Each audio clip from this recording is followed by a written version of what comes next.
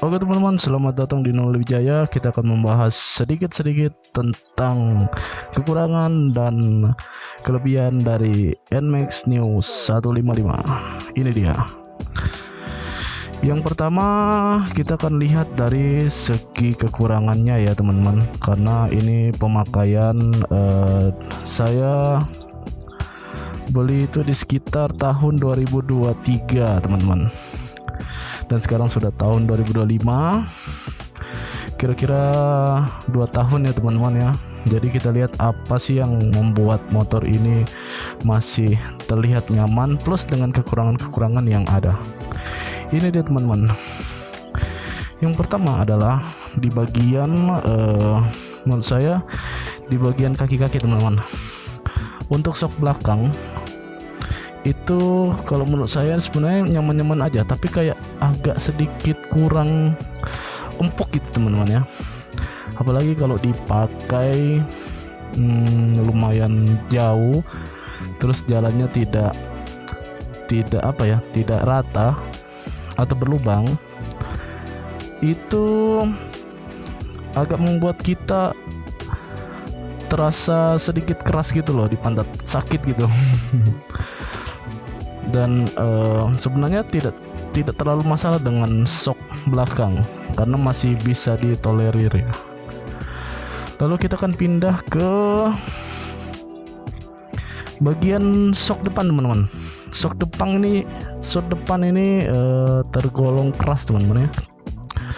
Sok depan tergolong keras, jadi berasa banget ketika ada getaran atau jalan yang tidak rata, ini terasa sekali teman-teman. Lalu yang selanjutnya di bagian depan, bagian dalam ini kosong teman-teman. Jadi kalau misalnya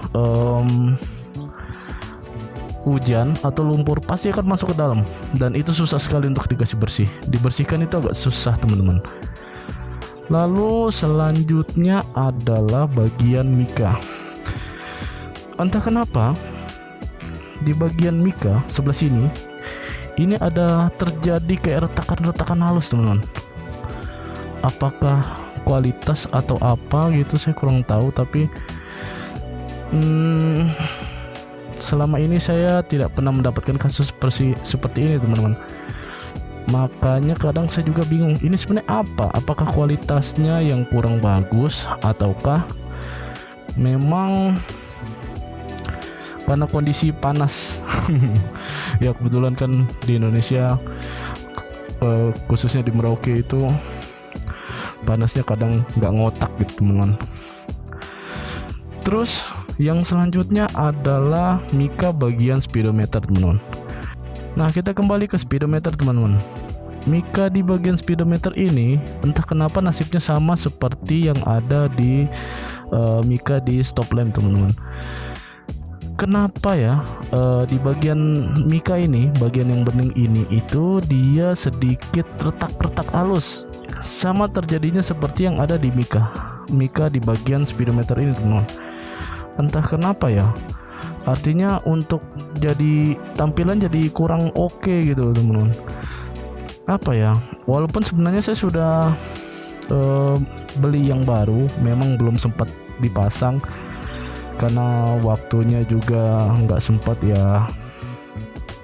Paling nanti saya akan ganti ini dan ganti mika bagian belakang ini. Entah saya akan pakai bagian yang aftermarket, tapi otomatis itu yang akan saya ganti selama saya menggunakan motor ini selama 2 tahun kurang lebih ya teman-teman.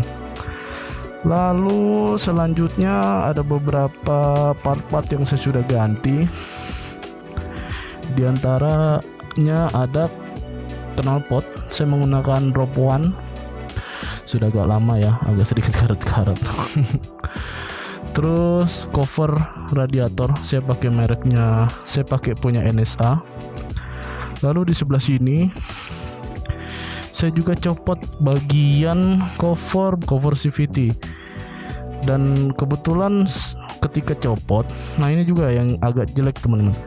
Cover CVT itu memang dia menutup, dia mengcover ya blok CVT-nya ini, bak CVT maksud saya. Nah pas saya buka itu ada kayak bercak-bercak begini dan memang susah untuk dihilangkan. Mau tidak mau memang harus dicat kembali supaya rapi gitu loh, bersih kelihatannya. Lalu saya ganti juga part-partnya punya NSA. Lalu apa lagi teman-teman ya, part-part yang lain. Oh iya nih, penutup bagian sini teman-teman. Ini kalau pas kita beli ini tuh nggak ada, ini kita harus beli sendiri, jadi kelihatan lebih rapi gitu. Kalau pas teman-teman beli dan datang ke rumah, ini akan kosong teman-teman, ini nggak ada covernya. Jadi setelah teman-teman beli motor NMAX seperti ini, yang harus ditambahkan adalah penutup ini teman-teman, biar lebih rapi gitu. Lalu apalagi ya, cover ini ala-ala karbon ya, biasa murah-murah aja. Oh iya teman-teman, kekurangan selanjutnya adalah suara gaib. Ini teman-teman yang punya NMAX New, entah yang keluaran NMAX Old dan NMAX Turbo, kurang tahu ya. Di motor kalian di varian versi pertama dan ketiga, apakah sama seperti varian kedua ini? Varian kedua ini ada suara-suara gaib ketika menabrak lubang yang cukup besar, cukup kuat, dan akan ada suara-suara gaib di sini kayak duk gitu, padahal dicari nggak nemu gitu teman-teman. Ini mungkin bisa jadi pertimbangan dari pihak Yamaha supaya untuk memperbaiki ini teman-teman. Mungkin kekurangannya itu aja. Kita akan lihat di kelebihannya ya. Kelebihan yang pertama adalah, kalau teman-teman bisa lihat, ini joknya cukup besar. Joknya cukup besar, jadi membuat kita jadi lebih nyaman saat berkendara. Karena dia sangat nyaman, artinya kita tidak merasa capek walaupun kita perjalanan jauh. Lalu yang kedua, kita lihat di bagasi. Bagasi juga cukup luas ya teman-teman. Ada. Nah, bagasinya cukup luas teman-teman. Ini kapasitasnya berapa liter ya? Tapi cukup luas untuk kasih masuk tas, baju dan lain-lain kalau memang pengen touring jauh dan tidak ingin menggunakan box. Ini cukup luas teman-teman. Lalu kalau mau dilihat cukup rapi ya, jadi tidak begitu berantakan ya, lumayan lah. Terus selanjutnya adalah fitur-fitur yang ada di speedometer. Fitur-fitur yang ada speedometer. Tampilannya jadi jelek ya teman-teman, karena mikanya jadi retak-retak gini deh teman-teman. Retakan-retakan halus ini nih yang buat jadi tampilannya jelek teman-teman.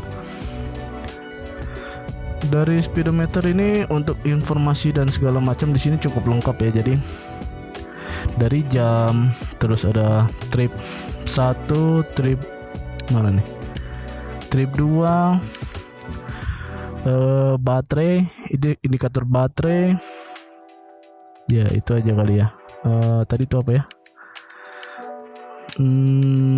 Oli, indikator oli. Lalu indikator V-belt teman-teman. Sudah itu aja. Jadi cukup lengkap sih teman-teman. Jadi ya itulah salah satu kelebihan dari NMAX. Jadi informasi-informasi. Lalu dia juga kasih informasi ketika oli sudah waktunya ganti, itu dia akan kedap-kedip di sini oli teman-teman. Itu salah satu fitur yang sangat membantu, yang menurut saya sangat-sangat berguna gitu teman-teman, nggak cuma gimmick. Lalu apa lagi ya? Oh iya, lampu belakang ini dia kan sudah LED, kecuali untuk bagian sen. Bagian lampu sen ini dia masih bolam. Itu menurut saya di bagian kekurangan. Kelebihannya, lampu remnya itu sudah menggunakan LED teman-teman, tapi terlalu terang menurut saya. Ya itu kembali ke selera sih, tapi saya rasa itu terang. Lalu kita kembali ke bagian lampu depan. Ini yang buat saya suka terhadap NMAX New. Garang ya temen-temen ya, modelnya lancip-lancip gitu, terus ada apa ini, jadi kelihatan lebih premium ya. Tapi di balik kelebihan itu ada kekurangannya menurut saya ya. Lampunya itu nggak terlalu terang teman-teman, sekalipun lampu jauh atau dim itu ya begitu aja, nggak ada yang spesial. Sen nggak ada masalah, sennya juga masih bolam. Nah ini teman-teman, bagian sini ini masih kopong gitu, kayak dibiarkan untuk terbuka. Ketika ada hujan atau kecipratan habis dibersihin, dicuci gitu, airnya pada masuk dan susah untuk dibersihkan. Untuk lain-lainnya nggak ada masalah sih. Saya belum menemukan kejadian-kejadian seperti user NMAX lainnya, diantaranya kayak aki tekor, lalu kode-kode yang keluar gitu. Mudah-mudahan jangan ya, karena saya sudah pakai kurang lebih sekitar 2 tahun jadi, dan motor ini juga jarang digunakan, terlihat masih mulus ya. Oke lah gitulah ya, masih oke. Motornya masih oke, masih terawat. Dan fun fact-nya adalah ketika motor ini sudah sampai di rumah, NMAX Turbo muncul. Ya ada sedikit penyesalan, tapi ya udahlah, mau bagaimana lagi. Kebetulan saya juga lumayan suka dengan model dari NMAX New, jadi ya udahlah, nanti kalau ada rezeki kita ganti yang ke turbo. Lalu bagaimana kondisi saat kita berkendara? Saat kita berkendara ya. Oke, ini dia videonya.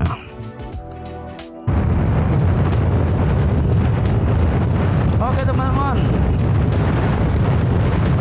ini adalah kondisi saat berkendara. Cuma jalannya sedikit bergelombang. Ini sangat berasa sekali ya, apalagi di bagian belakang. Sok belakang cukup keras, jadi kerasa sekali di bokong ya, di bagian pantat ya teman-teman ya. Jadi berasa kayak kurang nyaman. Syukurnya untuk pusat jok NMAX ini sangat empuk, jadi bisa meredam kekurangan dari sok belakang NMAX ini. Mungkin masalah ini juga ada di NMAX sebelumnya ya, NMAX Gold ya, dimana sok belakang berasa cukup keras. Syukurnya masih bisa diimbangi dengan pusat jok NMAX tersebut.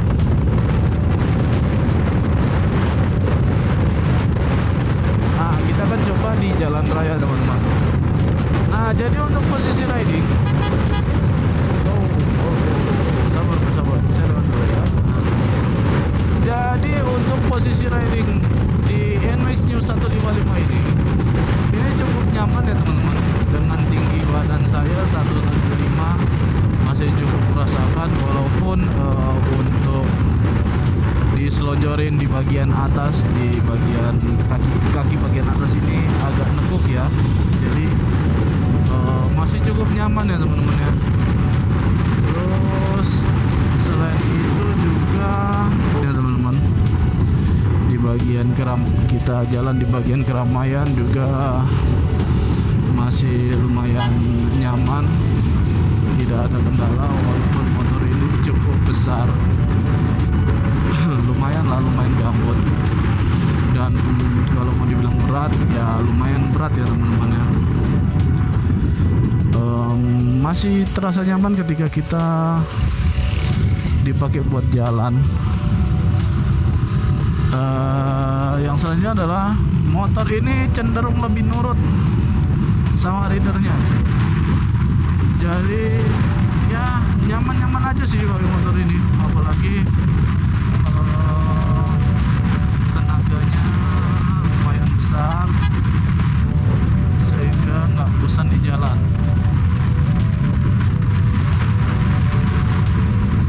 Masih cukup enak buat nikung-nikung ya teman-teman, tapi tetap hati-hati karena bahan bawaan pabrik itu lumayan licin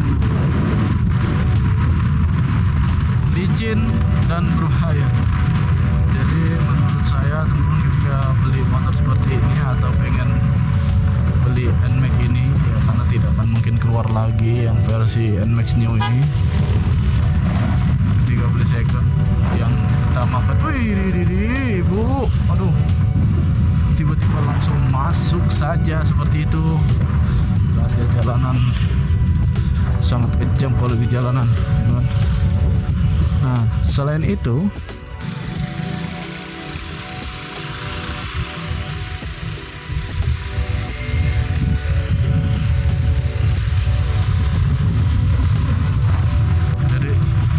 jadi teman-teman, ketika mungkin teman-teman ingin membeli NMAX, jadi teman-teman part yang memang harus diganti setelah sudah membeli NMAX ini, yaitu adalah cover CVT. Harus diganti atau dilepas, atau bagaimana caranya supaya bisa meminimalisir kejadian seperti yang saya alami. Contohnya ya tadi Bang CVT seperti ada lecet-lecet gitu kan, kayak apa ya, pokoknya seperti itulah. Lalu mungkin itu aja sih kayaknya ya, knalpot kali ya, knalpot, tapi jangan yang terlalu berisik karena apa ya, motor berisik itu kadang bikin kepala sakit. Nah, saya pakai Rogue One kebetulan karena motornya tidak terlalu jadi suara knalpotnya tidak terlalu berisik ya teman-teman ya, masih bisa ditolerir.